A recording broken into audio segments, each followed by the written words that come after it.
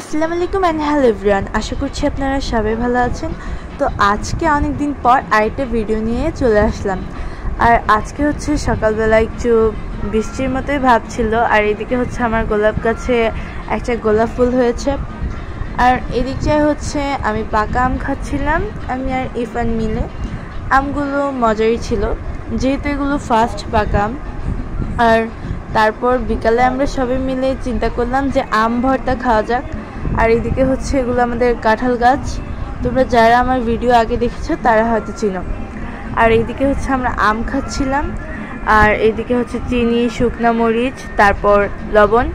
আর এইদিকে হচ্ছে আমগুলো আপুনি মাখছিল আর চাচিমণি বলছিল।